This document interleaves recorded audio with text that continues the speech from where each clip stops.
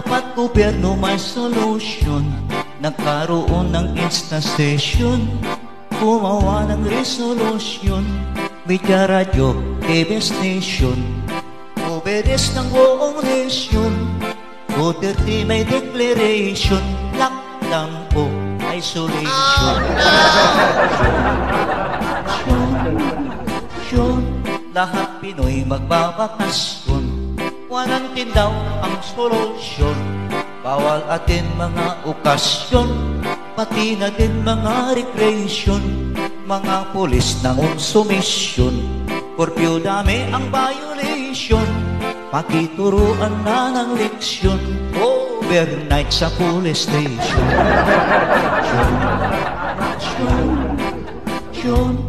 Mayayaman bigay donasyon, mahihirap hintay ng rasyon.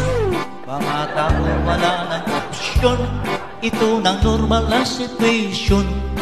Tulungan para sa nation, no reklamo, no more question.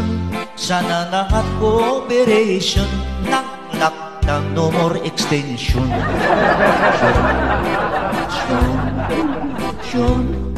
Wear face mask for your protection, alcohol for disinfection, social distancing with a caution. Stop muna socialization. Bawal lumabas. ABA as a donation, frontliners kulang protection. Mga doktor nagka-infection, AOH kulang sa aksyon. Nagkaroon pa ng petition, House Duterte pa ang faction. Opposition yung laging mention, imbis na part ng solution. Di ko alam anong intensyon, resist na nga mayroong pang action. Pilipinas, oy attention, alam nyo na next election.